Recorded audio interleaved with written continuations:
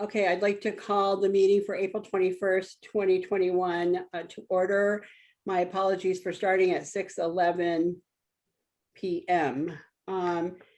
We need to go through the agenda here. So we have an agenda review. I need to make a request to add an item 7S, St. Albans City School boiler repair. This is not an action item, it's just an info to a future action item. And that's the only change I need to make. So could I please have a motion to approve the revised agenda? So moved. Thank you, Al. Is there a second? I'll second. Thank you. All in favor signify by saying aye. Aye. Aye. Opposed? Abstention? Motion carries unanimously for the people that we have here. We have Joanna yet? Yes, she's coming in. Okay, perfect. All right, so motion carries unanimously, 9 votes. Next item on the agenda is the Pledge of Allegiance. If you could please stand and join me for the Pledge of Allegiance. I pledge allegiance to the flag of the United States of America and to the republic for which it stands, one nation, under God, indivisible, with liberty and justice for all. Thank you all for that. Okay, the next item on the agenda is visitors, and my understanding is we only have one visitor, and that is John Muldoon, who is a candidate for assistant superintendent, and he's joining our meeting tonight. And okay, so the next item on the agenda is approval, is the consent agenda. There are 2 items on that: approval of a couple of sets of minutes and staff changes. Anybody have anything related to the items in the consent agenda? I just had one thing. I think Ryer Erickson's name is spelt incorrectly. It doesn't have his last name is only E-R-I-C-K-S. There's no O-N at the end. So if somebody can fix that, that's the only item I had. Hearing nothing else, the consent agenda is accepted with that minor change, spelling of his last name. Moving on to old business, we have the COVID update. Kevin, can you take us through that, please? Sure, I'll be relatively brief today because since I've seen you, we haven't been in session that much since we're on vacation this week. So there's not much change for what I spoke about 2 weeks ago. We still have no information on graduation, which was supposed to have come out, but it hasn't yet. So our principals are working on plans A, B, C, and D, and until they know for sure what they can do and what they can't do.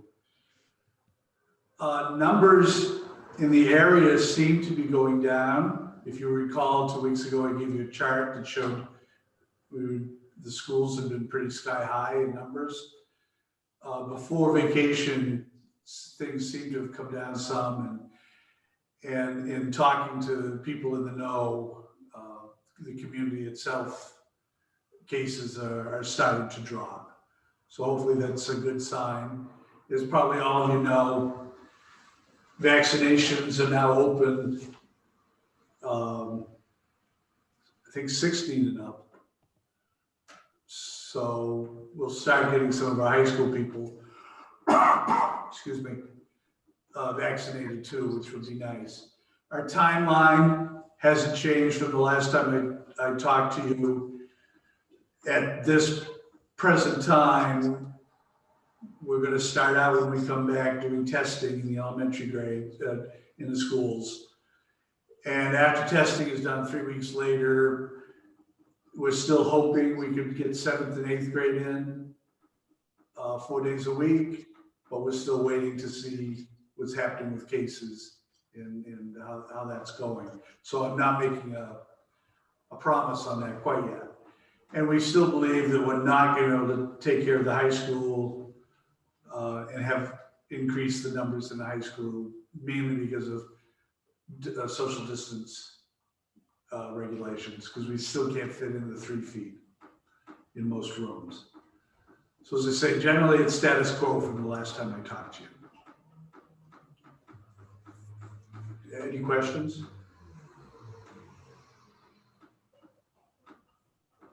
No questions, folks? Okay, well, that was pretty brief. Thank you. Right. The next item on the agenda is to review the new wording under the procedure B22 public complaints about personnel. Who's going to take this? Kevin or Bill? I'll take it. Thank you.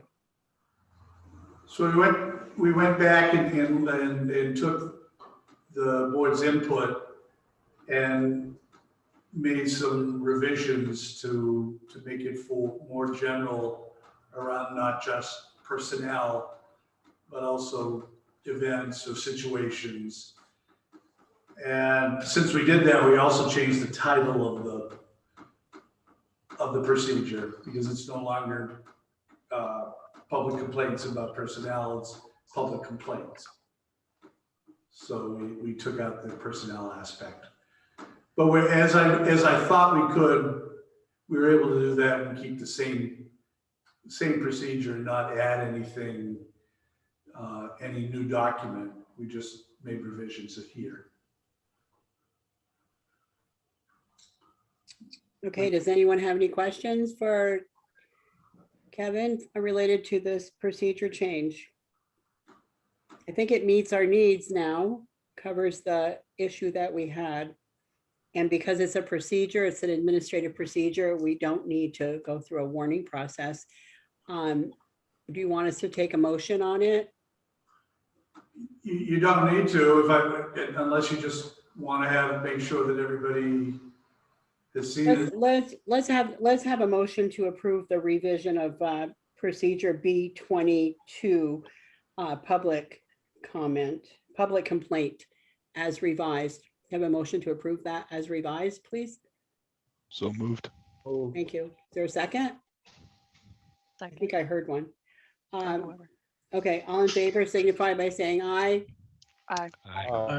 Any abstentions, opposition? All in favor? Thank you.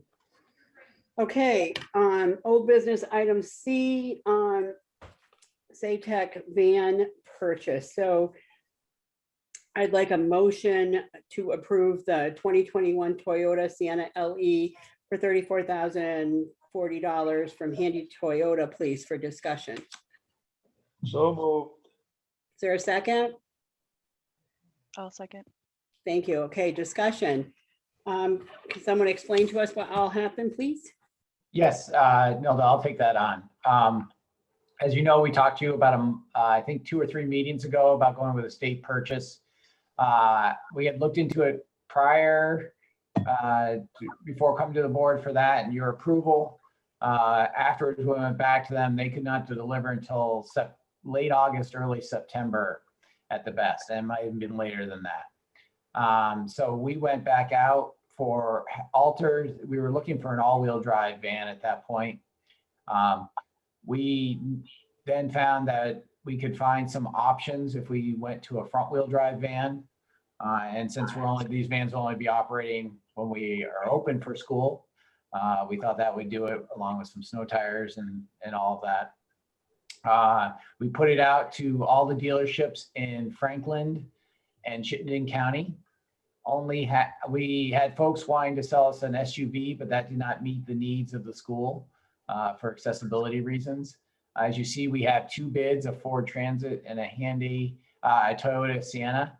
After looking at the Ford Transit, it didn't allow accessibility either the way the Sienna does. So we're recommending that we go with the Sienna and meet all the needs of the school. And it's right around the same price as the all-wheel drive was on the state contract. Martha, am I missing anything in our work?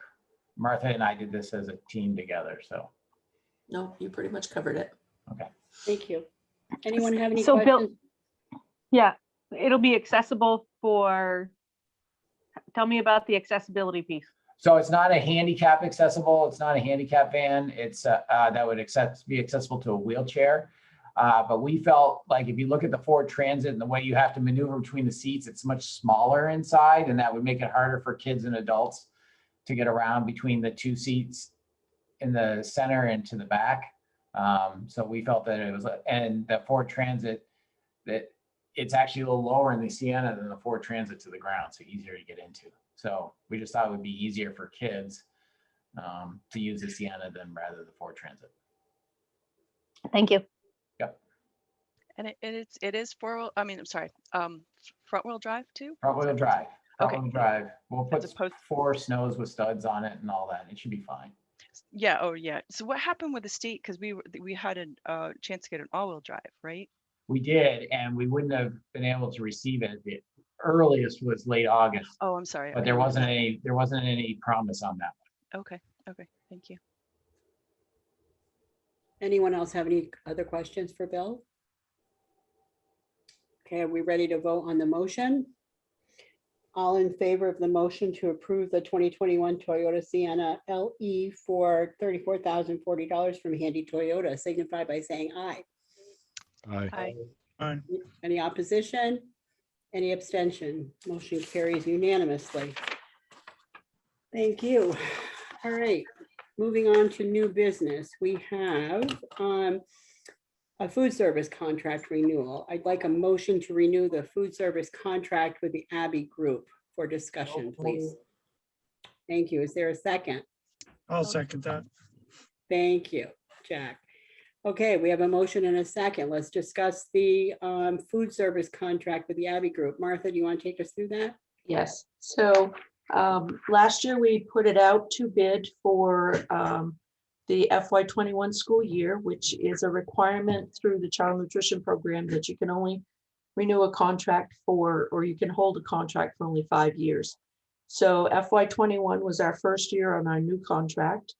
And obviously we had all kinds of issues with COVID and food and so on and so forth. But the Abbey Group really came forward and covered and have been able to provide meals for our kids, both in school and to take home via parent pickup or brought home by students.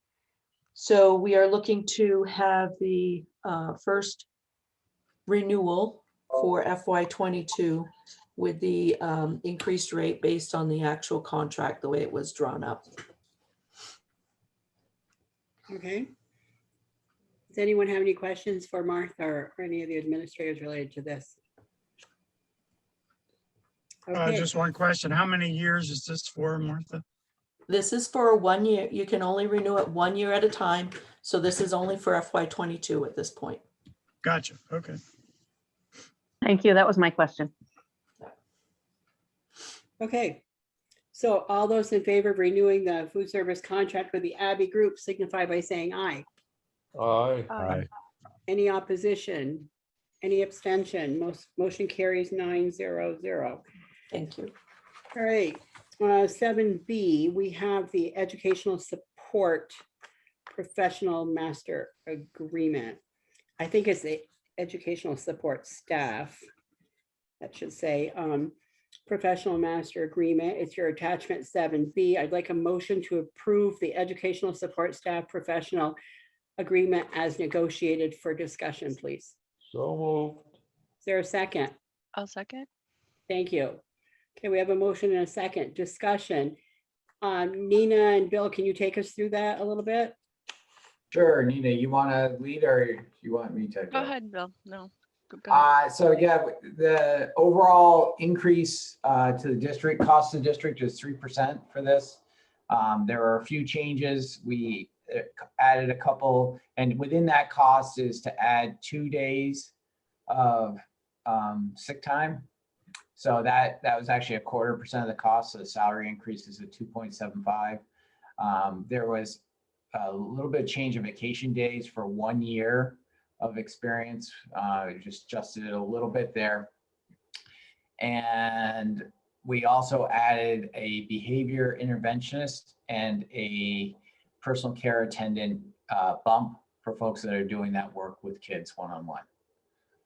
Martha or Nina, what else did I miss? If I missed No, anything? I think it was a great experience, and Jack, sorry, you couldn't finish it out, but thank you for all your work you've done too. It really showed when we met up with them again.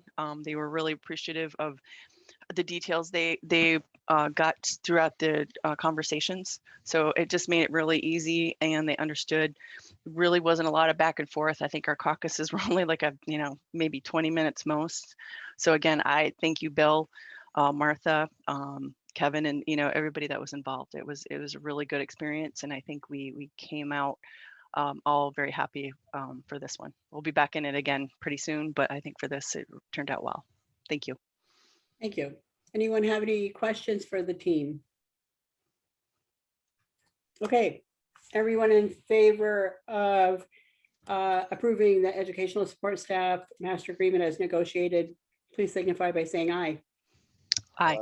Aye. Any opposition, any abstentions? Okay. Next item is the master agreement side letter. So last month we approved the professional staff master agreement. This meeting, we're approving the side letters that have to be basically approved independently. So I'm looking for a motion to approve the following side letters for FY22 and authorize the board chair to sign them. The 3-year TN visa, the daily duty-free lunch, the personal time incentive, the early retirement benefit, the apprenticeship license salary placement, and the National Industry Certification Compensation side letters. Is there a motion, please? So moved. Is there a second for discussion? I'll second that. Thank you. Okay, so these are not new side letters, just for information. These are the side letters that have been in place in the previous contract. We've just updated them to reflect current years and persons that are involved. And anything else I should add to that, Bill?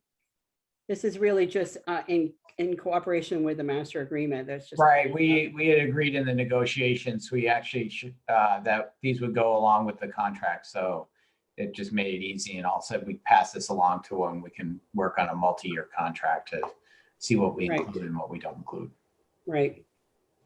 Bill, could you explain the 3-year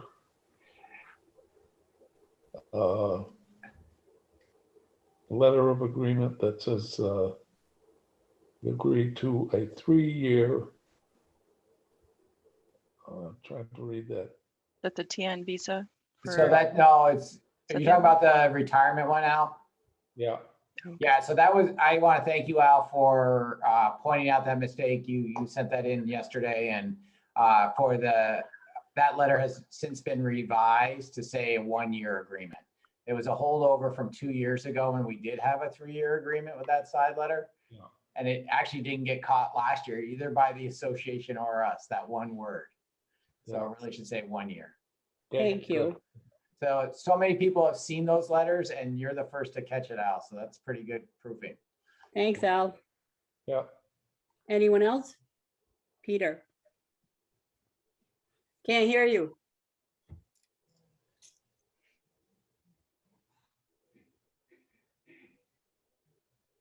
Is this one that I should abstain again on? This involves teachers, right?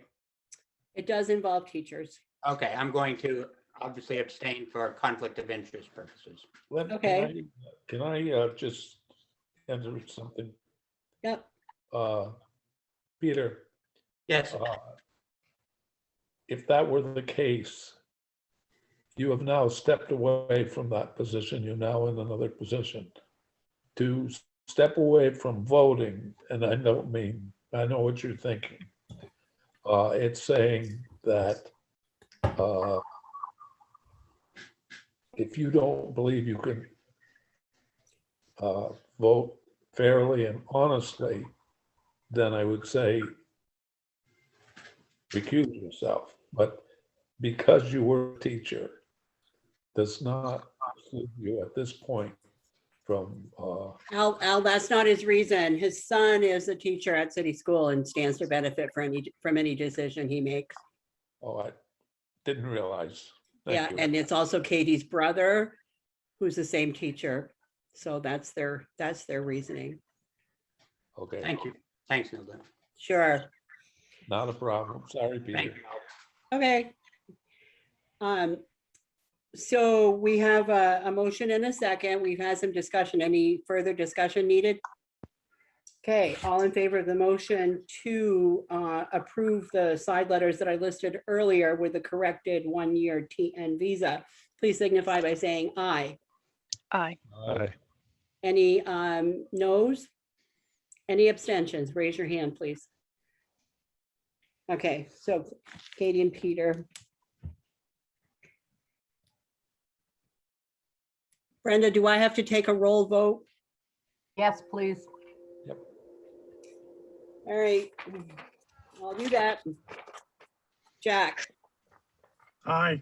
thank you. Al, Aye, Grant, Aye. Peter's abstaining. Nina, Aye. Joanna, Katie, abstaining. Susan, Aye. and Nilda, aye. Okay, you got that, Brenda? Taking that as a yes. And now where are we? Okay. So the next item on the agenda that I'm having trouble finding here. Okay, assistant superintendent position. So we have the ability to go into executive session without a finding due to VSA 313A3 because we're talking about the appointment of a public officer or employee. But before, so we have that ability to do that and we'll need to do that.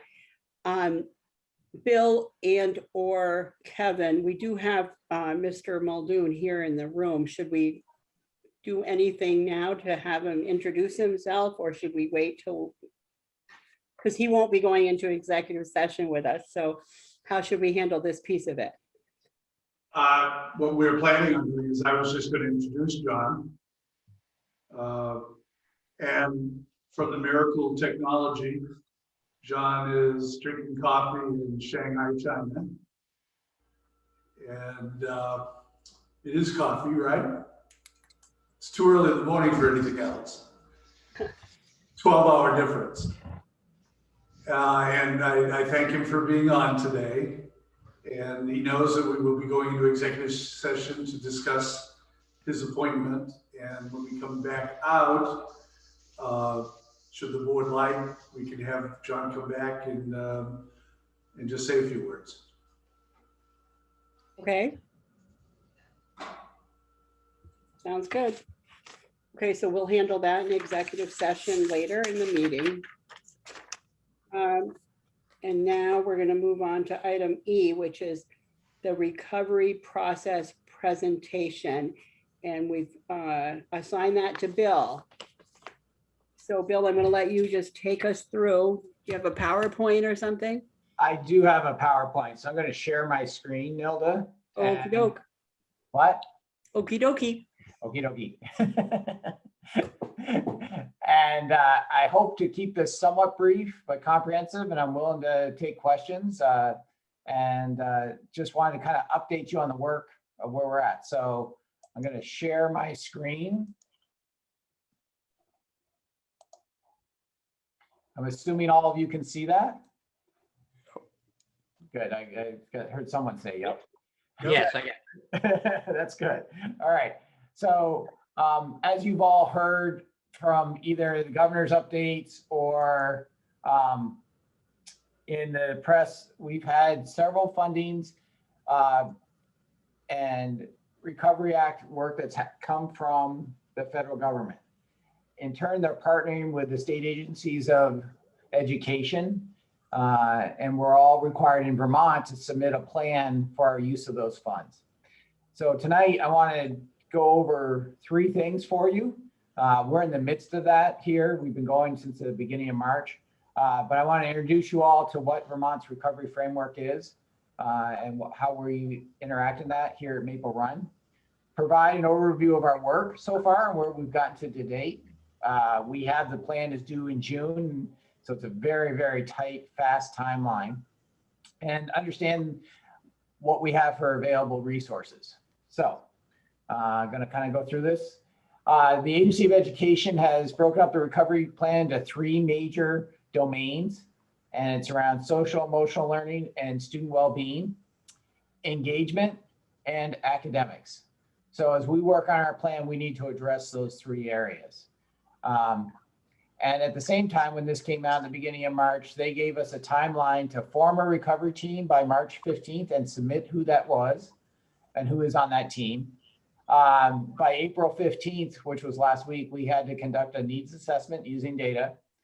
And then by the 1st of June, we need to submit a plan and begin to implement it to help our students, our staff, and our schools move forward. And then next year, and it's probably the next 2 years after that, we'll be revising our plan and resubmitting it to the agency.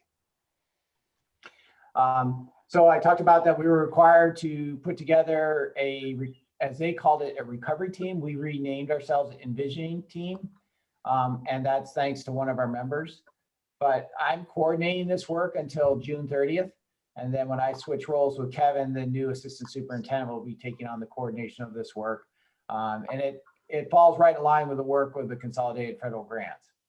As you can see, I'm not going to name everyone on here, but we have all the school principals, the directors from central office, and then we have teacher representatives on the committee as well, our math and literacy coaches, and a school counselor, school nurse, and Lance McCaver from NCSS has been able to join us. We try to have someone from the Department of Children and Families join us, but they just couldn't staff it with somebody.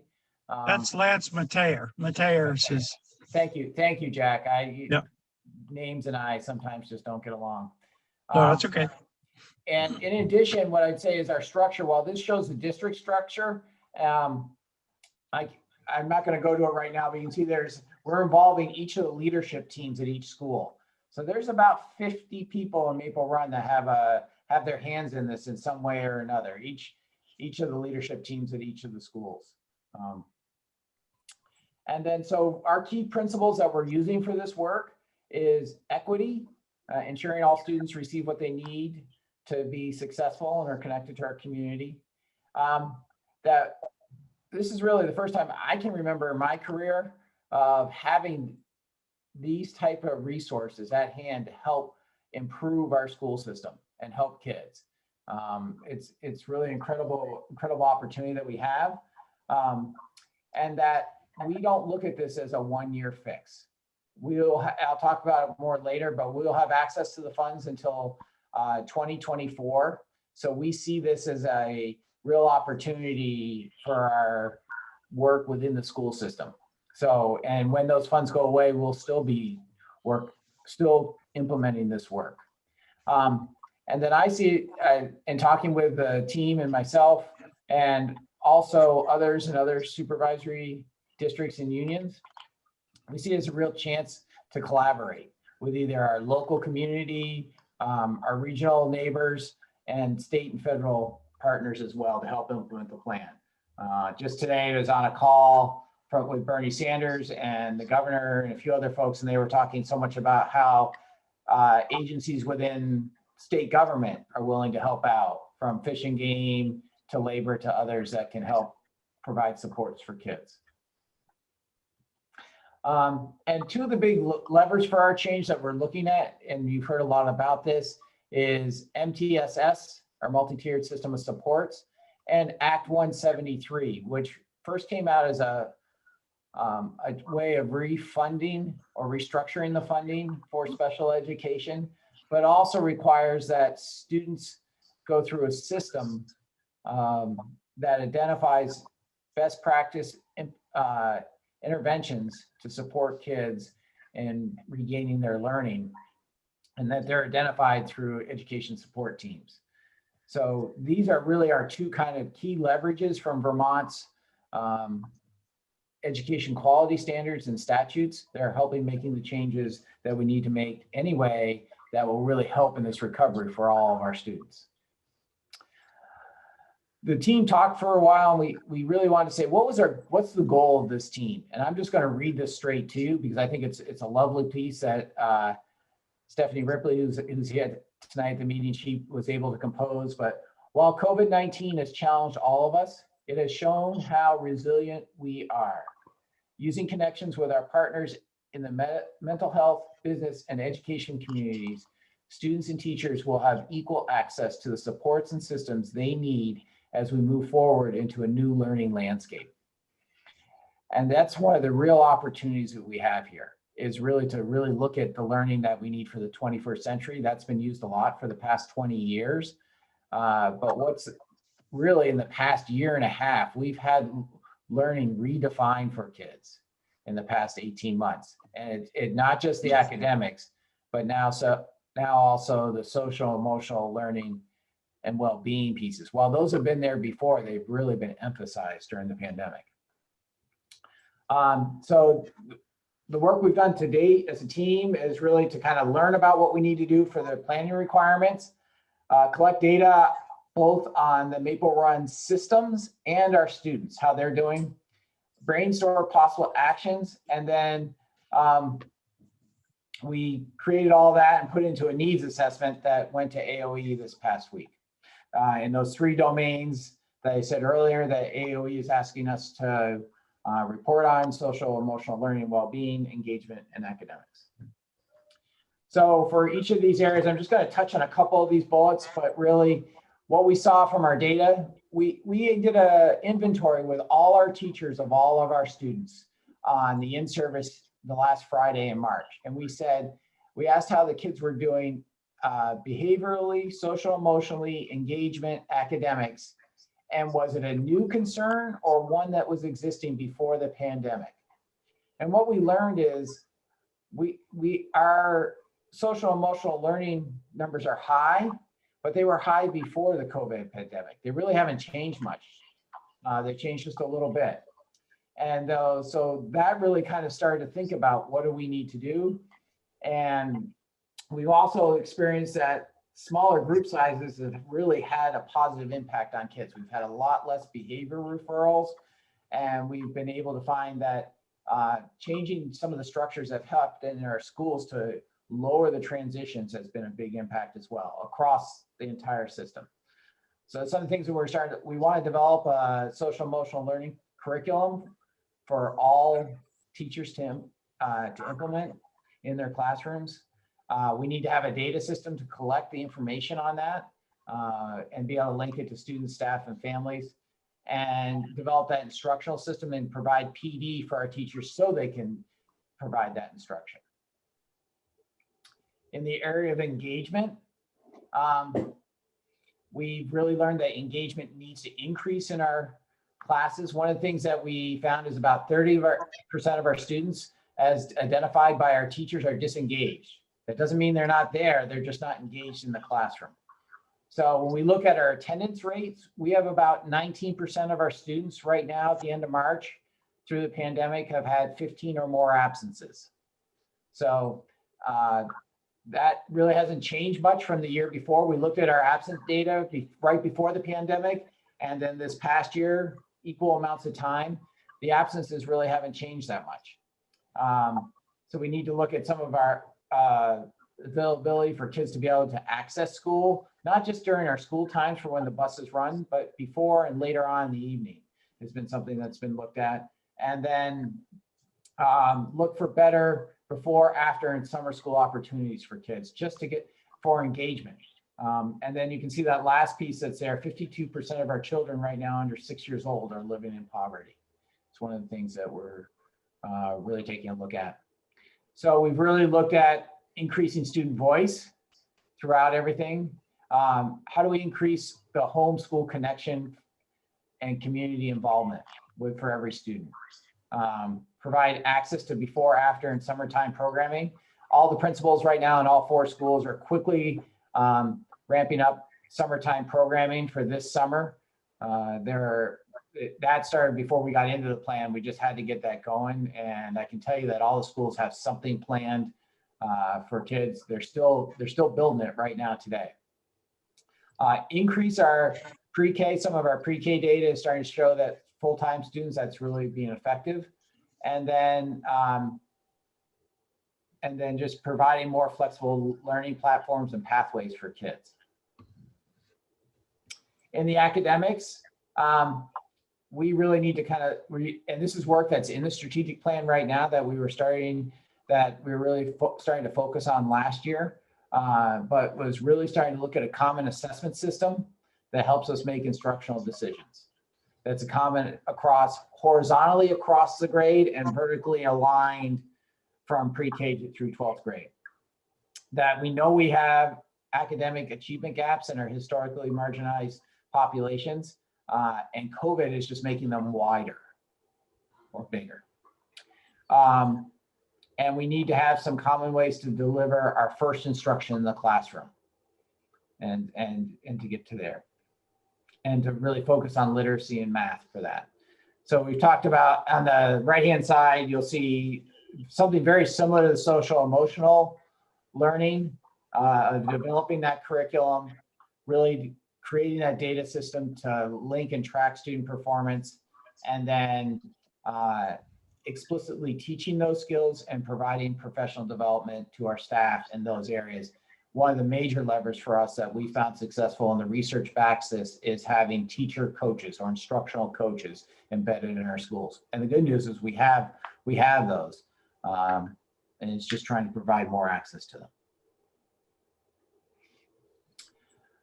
So this next slide, I'm switching into the funding side of this. As you can see here, it's the funding. There are 3 streams coming from the federal government. They're called the Elementary Secondary Schools Emergency Relief Fund.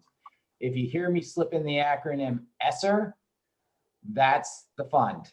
And there are 3 of them. There's one that we've had access to all this year for health and safety and modifications we've had to make in the school system. There's about $400,000 that we'll be using this year for summertime programming for this year. We have those until next summer. That's the top line. Then you see something that says CFG, which is Consolidated Federal Grants. We've had those for years, but this is showing our consolidated federal grant funding. You'll see a third line, ESSER, and then one at the bottom, ESSER 2 and ESSER 3. Combined between all the ESSER monies is about $13.1 million coming into our school system.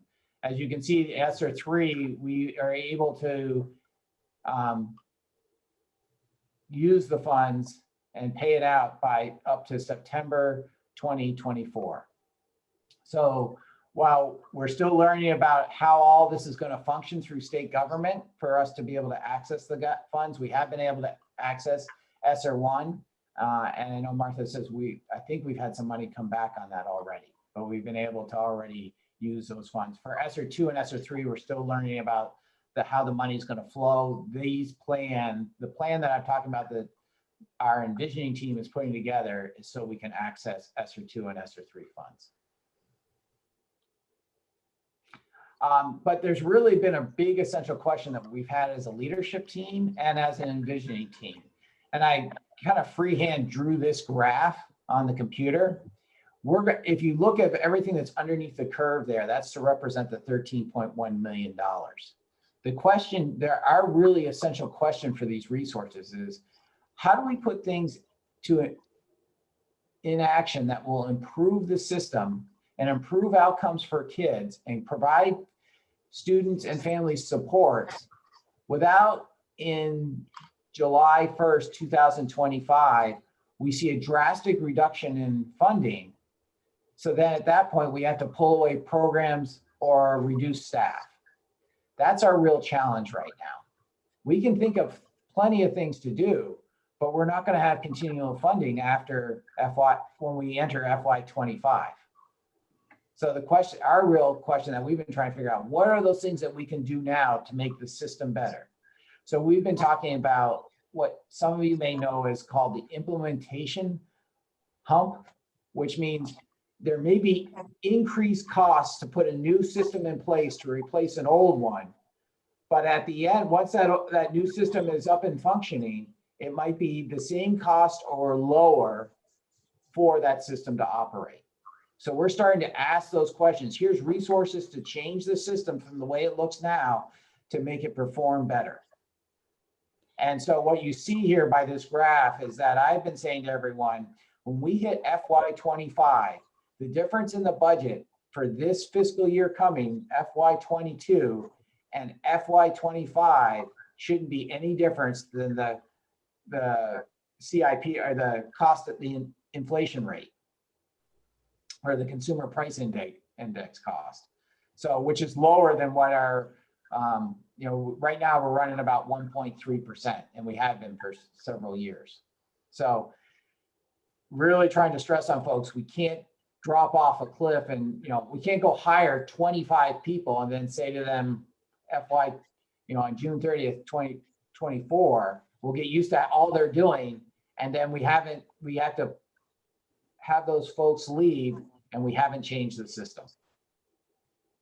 So that's what has been really our essential question as a recovery team. So our next steps are to create a 3-year outline for our work, create a detailed plan with action steps for next year, for this coming school year, plan and implement summer programs at each school that engage students. We're really just working on the engagement piece. I can tell you all 4 schools have some great ideas going. They're working with their staffs. Partner with local community and regional organizations to support the implementation of our work. Started having conversations around that with other school districts, along with other organizations right here in Franklin County and in St. Albans. Ensure each member of our staff, and this is what I've been saying really loudly, takes the time they need this summer to reflect, reframe, rewrite, and has resilience to be ready to go for next school year. I think next school year could be harder than this school year for our staff, because we'll be going back to more students in school at one time, and that changing back could bring a lot of social emotional needs for our students and our staff. And then partner with you, the school board. You've talked about wanting to look at and revise the strategic plan. This is a lot of our strategic work right here. So we want to partner with you and our community to build this work into a new revised plan. That's all I have. I'd be glad to take comments or questions. Anything you have, Milda, and I'll stop the share. Okay. I'm coming back. So I actually have a question on your slides. The last slide before you got into the financial piece. Yep. You talked about needing a common curriculum, and that was a core issue or something. Yes. I don't know if I got those words right, but can you embellish on that a little bit for me? So we have, we've been able to develop some targets of instruction in our schools, but that's the work the strategic plan had identified that we were going to start to work on last year, in developing common curriculum with common targets and common assessments at every grade level.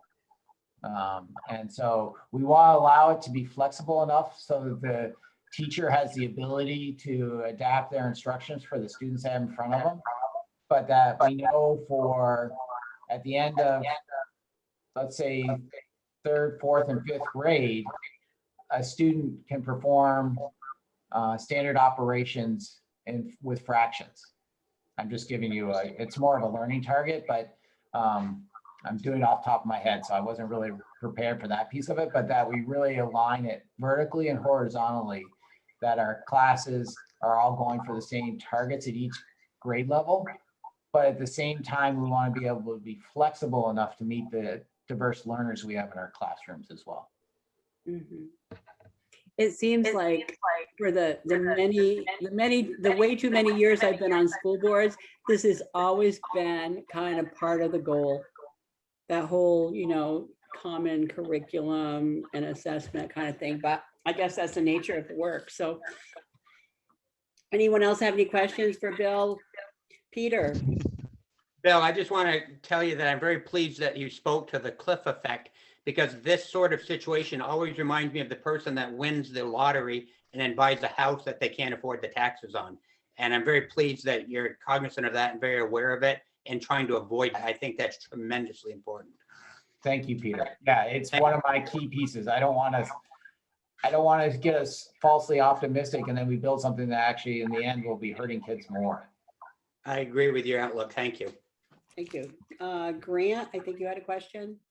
Yeah, I know it's early on in the process. Do you have a sense for whether or not these improvements are going to come around through, improvements in technology, efficiency workflows, training, all the above? I would say all the above. The majority is going to be investing in our staff through professional development and supports. And there may be some supports that happen, Grant, that mean we bring in some temporary employees. But if we hire someone, in my mind, we're going to tell them right away, this is a 3-year deal right now. It doesn't mean you can't stay with us if the position opens up. But I want to be really upfront with folks as well. Thank you. I think Jack had a question. And then Yes, maybe- Bill. From what I understand, children with disabilities have had all kids have had a hard time going through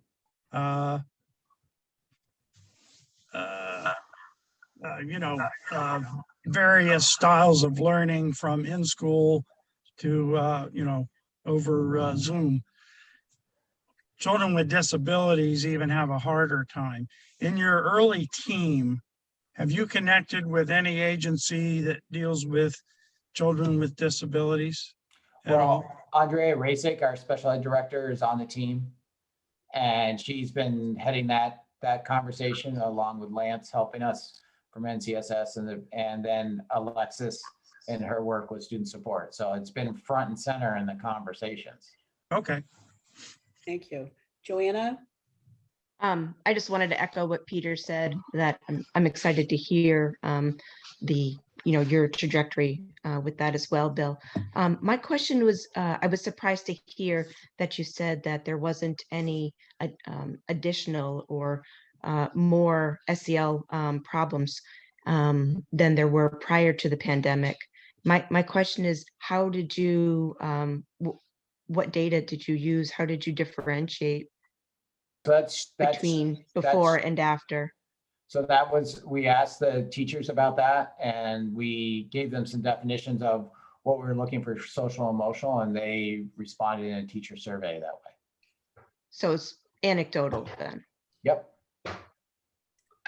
Okay. We 'Cause definitely know we have. just did some testing school-wide, district-wide, and we're finding a significant higher amount of SEL issues. I could agree to higher amount of issues, but I didn't say any more kids. We've seen more severity within the individual kids. But not more students. Not more students. And that's what I was addressing. That we really haven't seen a lot more students. We've seen higher severity. But Bill, we had a significantly high number of students in that category anyway, right? At a couple of the schools. Yeah, and one of the things we need to do, and I almost want to turn it over to Alexis. I'm looking right at her. She's been leading us in trying to in bringing in some of what Joanna, you had spoken about for SEL data collection systems. So we know that's one of the first things we need to do. Okay, so there's not one currently, but you're looking into it for future. Yep. Gotcha. Yeah, Okay. we have a lot of data systems to really work on, not Okay. in SEL and academic. Thank you. Thank you, Bill. Anyone else have questions? Nina, looks like. Yeah, hi, Bill. Just a quick question. You were talking about the ESSER 1, 2, and 3, and it was about $13.1 million. Is that money allocated, all to Franklin, or is that statewide? That's all the Maple Run. Okay, There's 271 million coming into the state from those three. Okay, and we already know what we're going to be allocated. We have our allocations. We know That's we have 13.1. And then how often do you have to revise the plan over the next 4 years? I guess 3 years, excuse me. They're saying at least annually. Okay. What I'm trying to do, and I didn't put this slide in here, and this is the analogy I've been using with the team, and they really like it. Between now and June, we got to figure out what are the boulders, like what are the big areas we need to hit. Mhm. By next December, we'll probably break those down into rocks and have a better idea. And then by next June 2022, we'll have the sand, we'll have the fine grain of how the details of the plan should be implemented. That this is not quite the analogy of building the airplane and flying at the same time, but it's pretty close because we only have 3 months to get this thing off the ground. Yeah. And usually every year for CFG purposes, sorry, Consolidated Federal Grant purposes and planning, we have at least 6 months to do it. Okay. So it's really fast. And with this is a amount of money that we haven't seen before. Mhm. The other piece I want to add to that is we know we're going to be addressing building concerns. We don't know how much yet. And I'll be talking about that in a little bit when I talk about the item that Nilda brought up. But we know we have building concerns and we're allowed to use this money for building issues. Okay. So would like the next iteration of this, would we see it before it gets handed in, or how often would we see an update on this? You said maybe 6 months, 3 months. I'm just trying to. Oh, I think that's something we can talk about, Nina, because I really believe that this is going to be the foundation of strategic planning. And that's why I deliberately put that in here, because Yeah. all of you as a board have been talking about that. And we need to align our work. Okay.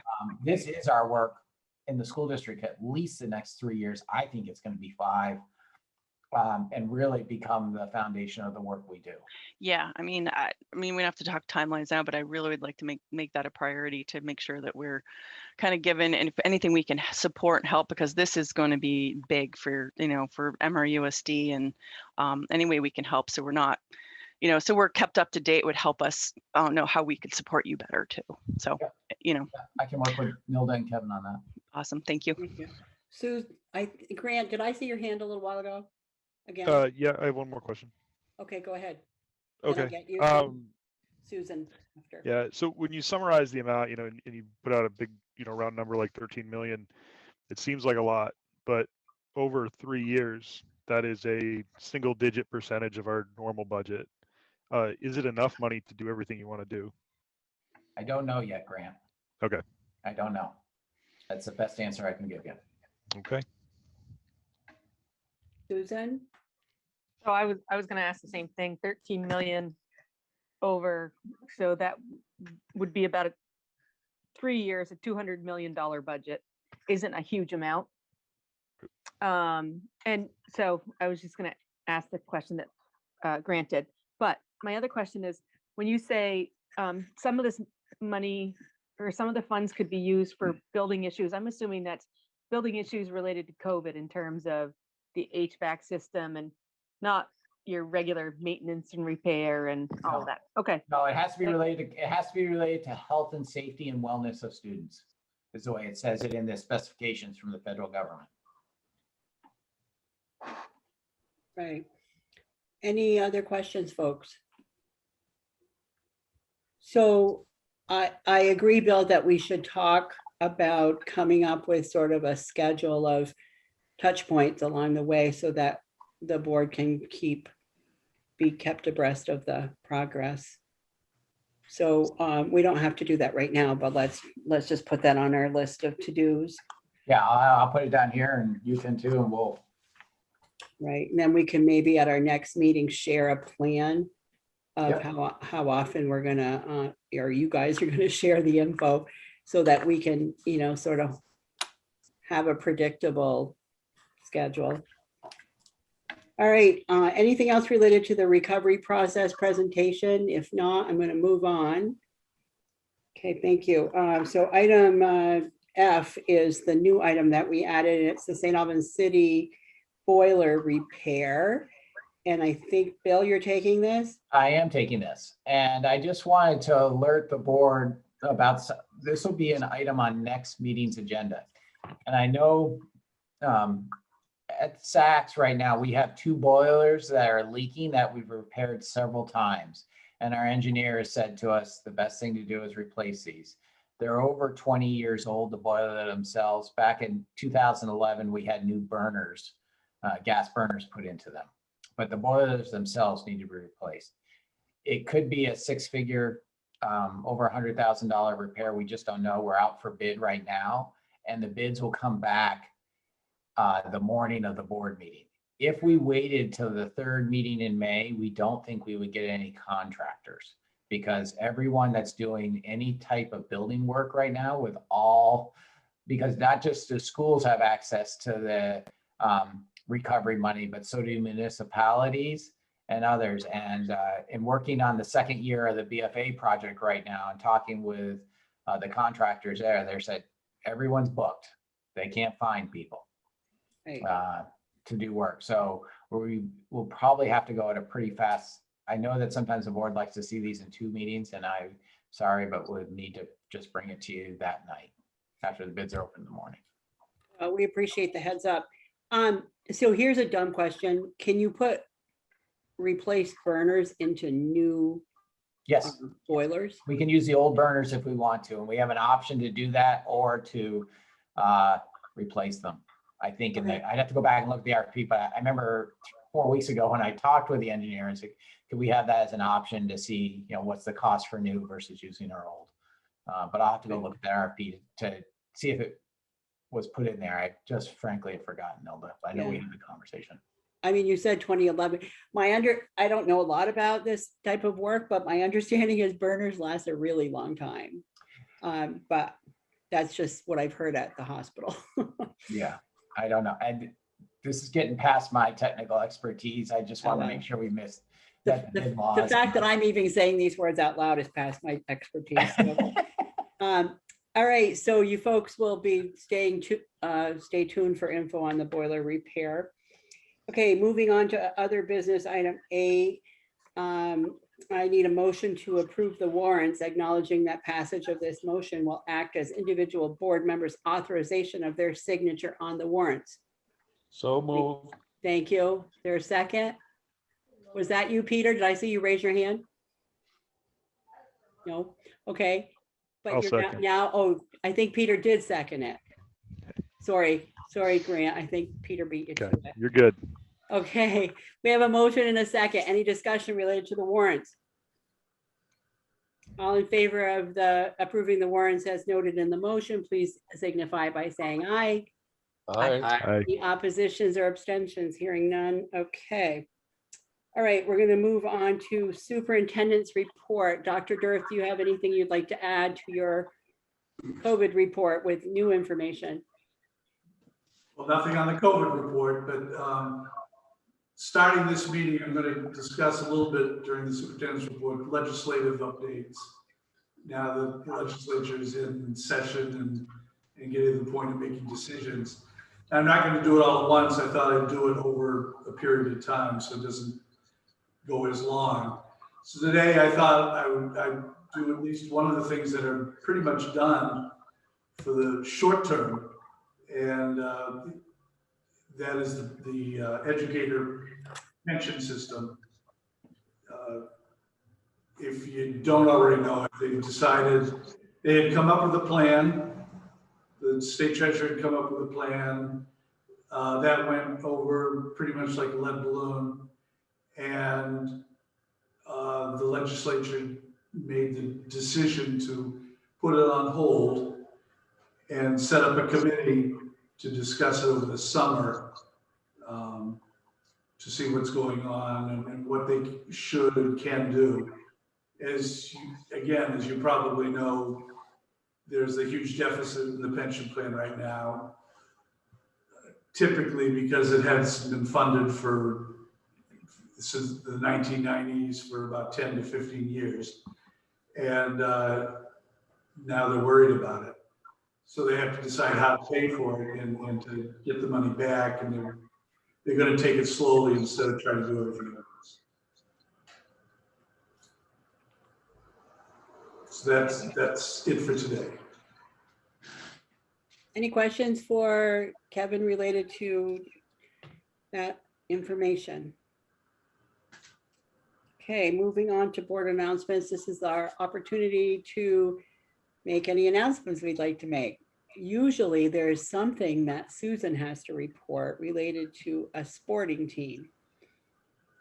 The BFA Comets are doing great so far.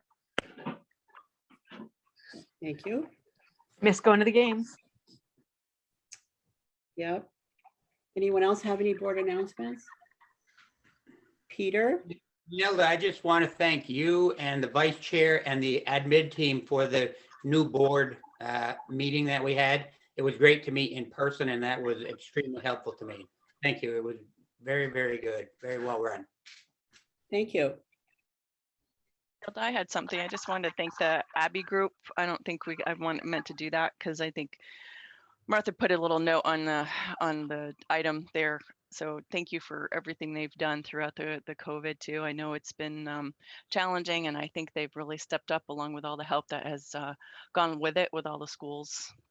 So thank you there. And then thanks Bill and the team envisioning team too. I know that's going to be a lot of work too. And thanks for stepping up to start that process. And again, please make, we're here to partner with you, and anything you need from us, please reach out or let us know. Thank you. Anyone else?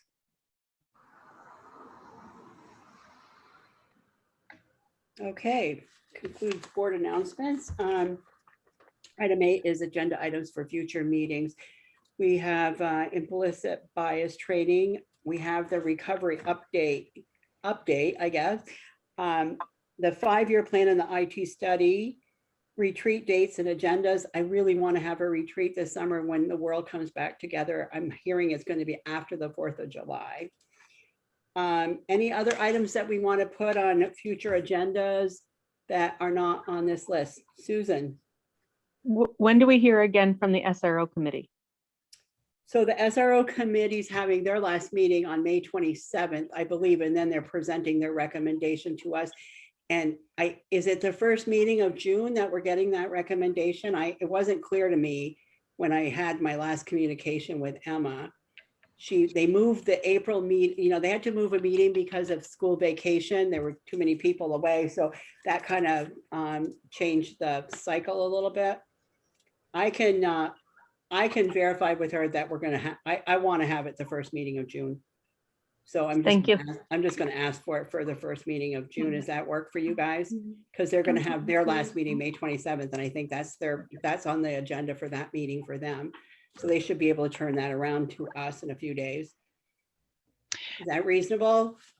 Yeah, Nilda, what's the expectation though when they present to us that meeting? Is the expectation to make a decision? I mean, to have that all presented and make some sort of conclusion that night, or is it something we're going to be able to kind of mull over before we make decision? I know we don't want to keep kicking the can down the road, but I'm just curious what the expectation is for that. Well, once we realized that we weren't going to be able to do anything before the budget vote, yeah, that sort of extended it a little bit. I think we have at least a couple of months, at least June and July, before we'd have to really come with something affirmative that we would need to start. If we make any changes, those changes would go into effect at the beginning of the school year. Am I talking off the cuff here? I don't know if I'm making sense, Bill. Am I correct that if we were to decide that we wanted to make any change, it would go into effect at the new school year starting, correct? I'm not really sure, Nilda. Kevin may have some insight on that too. I don't know. We'd have to look to see if I don't know if we're bound by any contract right now. My understanding is we were sort of going, I don't want to say month to month, but our contract is sort of not a full, whatever. I don't know exactly what the contract is. We're going year to year right now, so if you're getting the information in June, you have time to ponder it before a decision has to be made before school begins in the end of August. So there is some time there. And that would be my recommendation: is do the due diligence and take the time before you make that. I think it would be really great if we can end up with a face-to-face meeting, before we have to make that decision, so we can just have a, like group discussion about it. I know it has to be in public session, but it's a little less intimidating when you're talking to people and face to face. So I hope that works. I'm not trying to kick the can down the road. I'm just trying to do it right. No, I didn't say you were. I guess I just wanted to just set expectations or try, we don't have to, not in stone, but I guess just there's just a lot of information that's going to come our way. And I mean, I think I would need to kind of go through it after the presentation Right. myself. I mean, I'm just speaking for myself. So Right. And I if we think give an what's opportunity. really clear, and I think that the task force understands this, they're making a recommendation only. The decision is ours.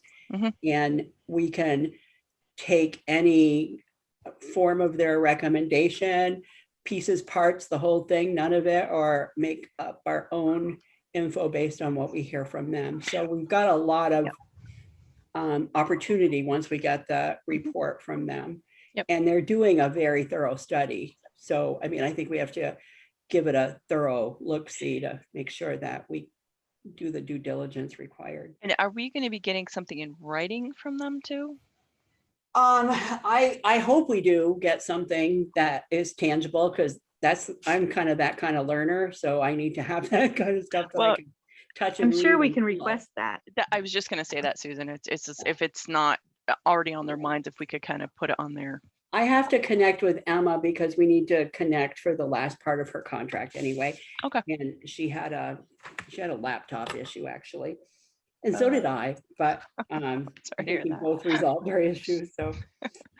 All right, Thank you. so we added SRO report to our agenda items for future meeting. Any other thing that I've missed or people want to Grant. get on the list?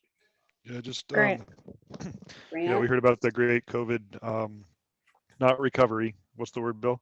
Envisioning. Envisioning, program that's kicking off.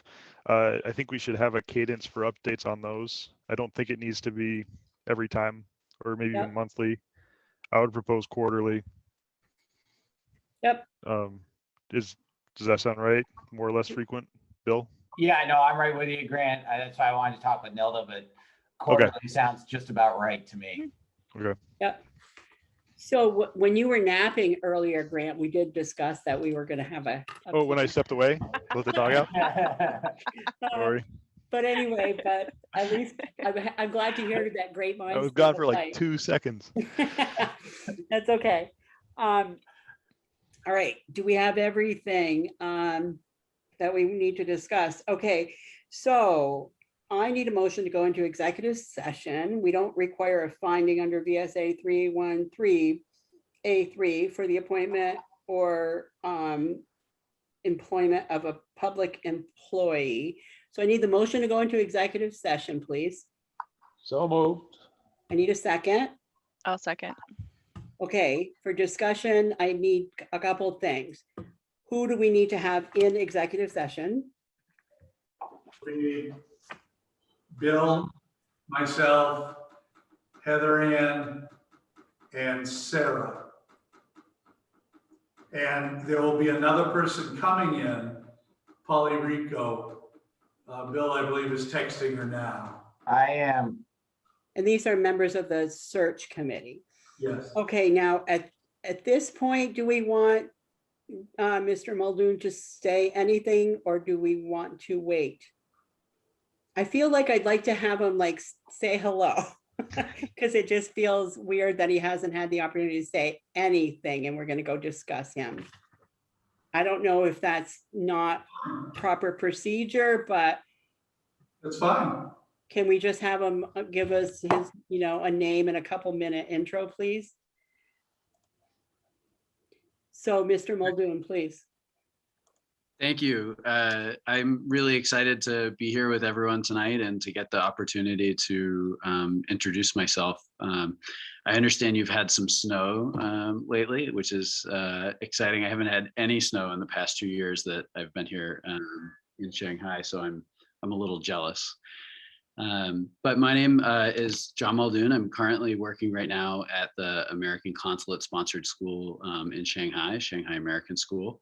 And before that, I've been a public school educator and leader in Massachusetts school districts. My wife and I, when we moved well, when we moved to Shanghai, we also moved to Vermont. I grew up in New Hampshire, and my wife grew up in upstate New York. And we've always had a special place in our heart for Vermont. So we knew when we left Massachusetts that when we came home, it would be to Vermont. And I am just excited about this opportunity. I've enjoyed the board meeting and especially the presentation of the work ahead. These are all things I find really exciting, and I think are also in my wheelhouse. So I'm happy to talk more, but I know you probably want to get into executive session. Yeah, I just wanted to give you a quick opportunity to introduce yourself. I actually have a motion and a second on the floor to go into executive session, so I need to get a vote on that, please. All in favor signify by saying aye. Aye. Any Aye. opposition? Okay, so we need Bill, Kevin, Heather, Ann, Sarah, and Polly Rico. Everyone else can be excused. And Mr. Muldoon, I think we're going to come back and talk to you afterwards, right, Bill and Kevin? Yes, I'm going to put him in the waiting room.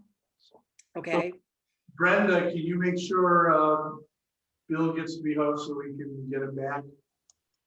Yep, I'll make him host right now. Thank Bill, I'm gonna pause. At 7:44. it's 7:44 and we are out of executive session, and we're going to invite John Muldoon back in. Oh, he's here already. Look at that. Guys, fast. Yeah. Thank you so much for sticking around and waiting in Shanghai time. Is it like 7:45 there in the morning? It is. Yeah, we're just getting ready to start our day here. Yeah, well, that's great. All right, so we just came out of executive session, and I would like a motion, please, to offer the position of Assistant Superintendent to John Muldoon as recommended by the committee. So move. Thanks, Al. There's Joanna seconded the motion. Any discussion?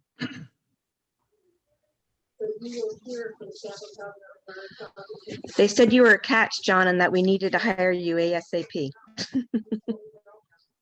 That's right. The words were you were a catch. Yeah, a lot of positive comments about the interview process, and so we're looking forward to having you come on board. All in favor of the motion, please signify by saying aye. Aye. Aye. Any opposition? Any abstentions? Motion carries unanimously 9-0-0. Welcome aboard. And you can unmute yourself and say thank you to us and stuff. Thank you all very much. Really, I feel like I found a catch in Maple Run based off all the people that I've interacted with. So I'm really ridiculously excited to join you all.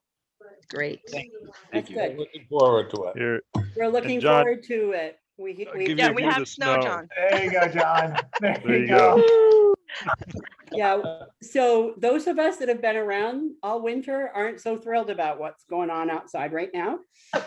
And it's extremely wet snow. I mean, like super wet. So if you haven't been out at your car at all today, it's going to take like a lot of pressure to get the snow off because it's heavy. But I'm sure you'll have. That's what ski poles are for. What's that? That's what ski poles are for. Yeah. Luckily, I had a couple pair in my Right. car still. That's right. It's a good idea. So I'm sure that, may I call you John? I'm sure, John, that you'll have opportunities to speak with both Bill and Kevin about the details related to all of this, but welcome aboard. Is there any other matters that need to come before the board? I have one really important question. Okay, John, where in New Hampshire are you from? I think I said this to Bill the other day. I think geographically and legally, I'm more from southern New Hampshire, the Windham area, but my heart feels like it grew up in Jackson, where my parents live now. Yeah. Nice. Are you in New Hampshire, right? No, no, but we went to school there. okay. Any other important questions? What I can hear like snow falling off the roof, and I feel like the house is caving in. Okay, hearing nothing and hearing no further business before the board, I am going to consider this meeting adjourned and the time is 7:47. Thank you all for your participation. And again, welcome aboard, John. Yeah, good Thank luck, you. John. Congratulations. Night, everybody.